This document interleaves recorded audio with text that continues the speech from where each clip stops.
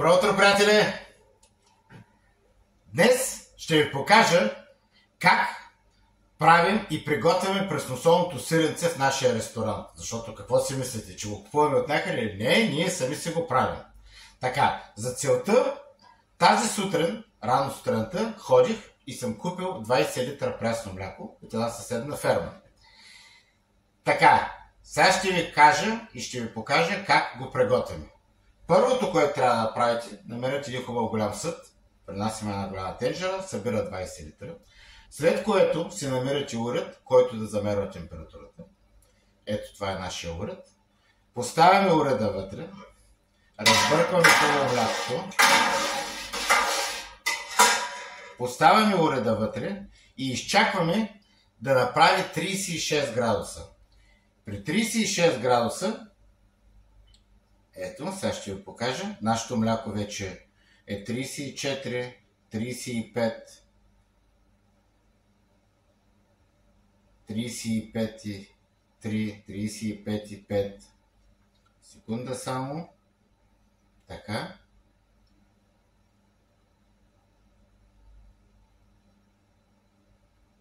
Така. Ето го.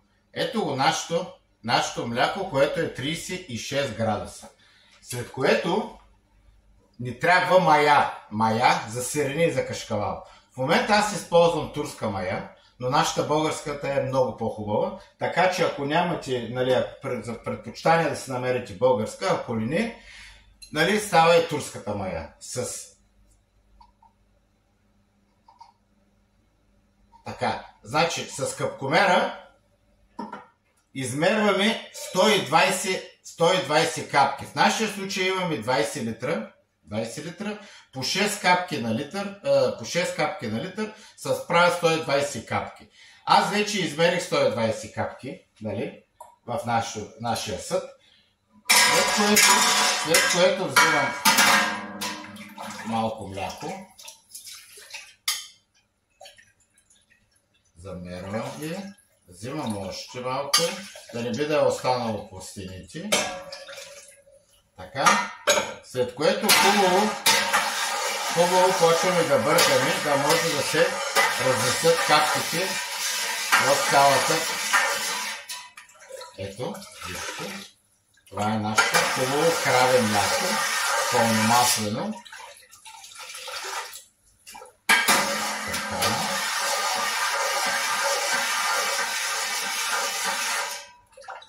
След което оставяме малко млякото, бих казал в продължение на 2 часа. Ще ви покажа какво се получава. Самото мляко почва да става, да се сгъстява и след което ще го сложим да се изседи. За сега само това правим. Само слагаме млякото, слагаме капсите в млякото и изчакваме, хубаво разбъркваме, и изчакваме да се сгъсти самото мляко. След което ще ви покажа следващия етап.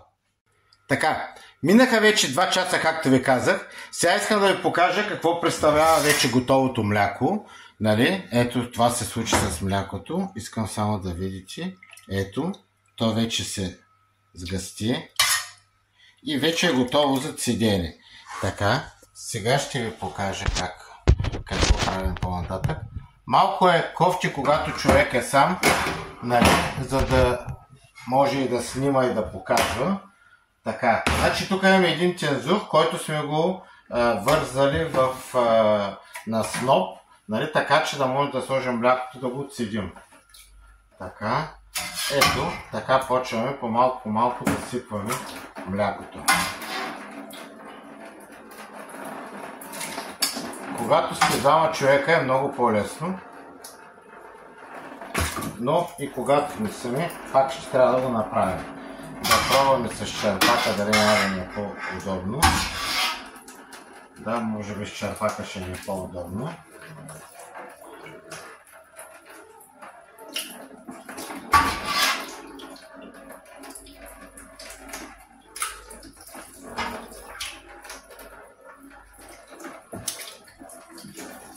И така, приятели, това нещо след като се напълни, го оставяме хубаво да се изцеди.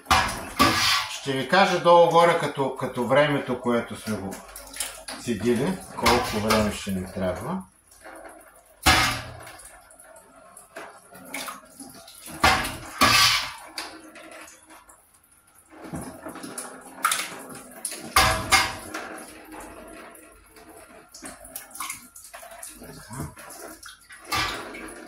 И така абсолютно всичкото, млякото.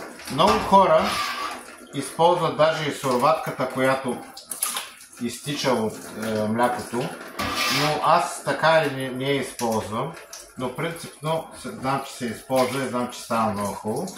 Аз правя единствено само сирене и кашкавал.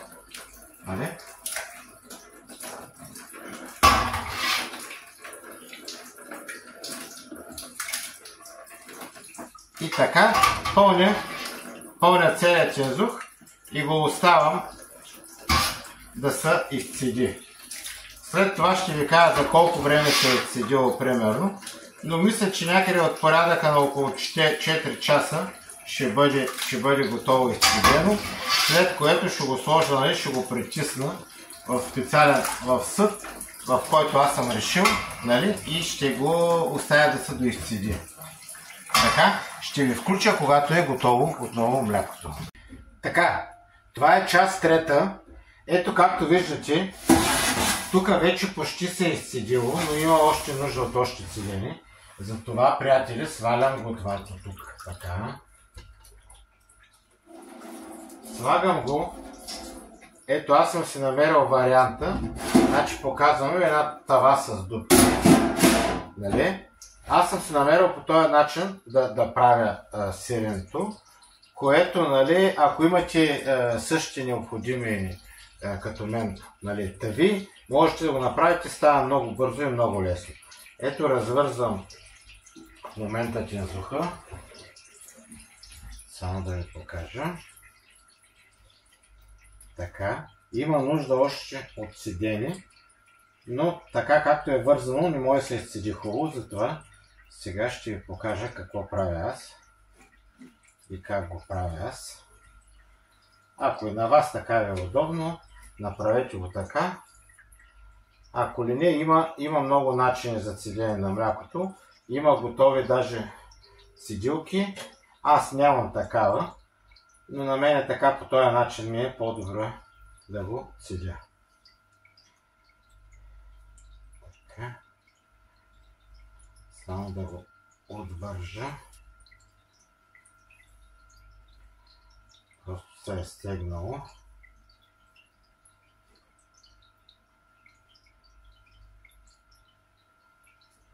Така. Значи.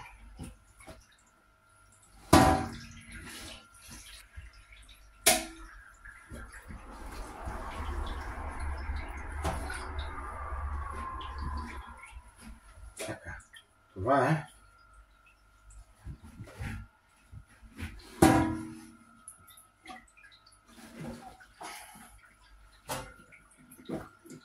Какво правя? Трябва да го завия отгоре.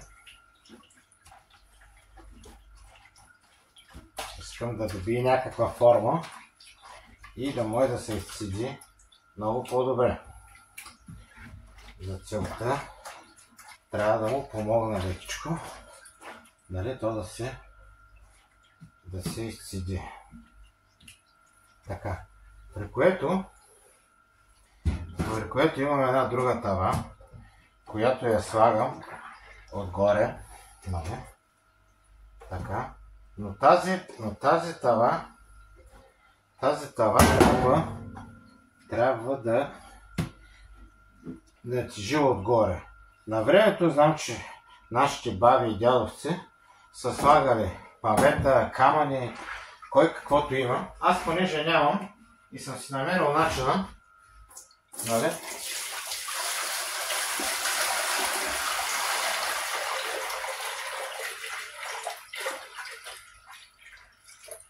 за мен този вариант, и до сега винаги така го правя, е много добър. Така, ето още малко вода. Значи това е 10 литра, долу-горе мисля, че е достатъчно тежко, за да го изцеди достатъчно и да го пресова. Гледайте просто да може да е равно, да стане после една равна пита отдолу. Така. От тук нататък, както ви бях казал преди малко, до сега стоя 3 часа. 3 часа, което се изцеди. От тук нататък ще го оставим поне още едно 6-7 часа, за да изцеди хубаво. Ще ви направя още едно включване, да ви покажа какво в крайна сметка се е получило. Така, здравейте пак отново. Ето, току-що обърнахме вече изцеденото мляко. Това е час 4. Така, ето, обирам. Това, приятели, е нашето сиренце. Сега следва леко да го окрайчим, за да има някакъв търговски вид.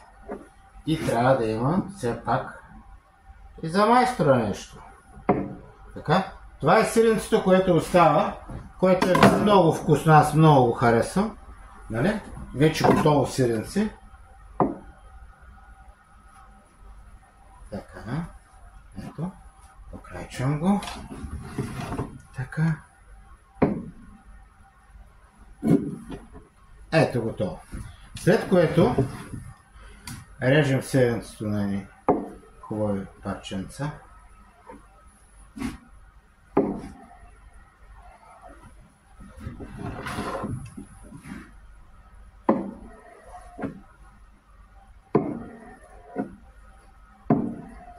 Така.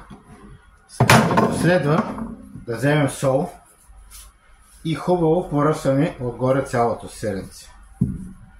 Така. Нека да влезе вътре в фугите, даже малко, ако можете, така да го отделите, да влезе вътре между фугите. Самата сълчица. Така.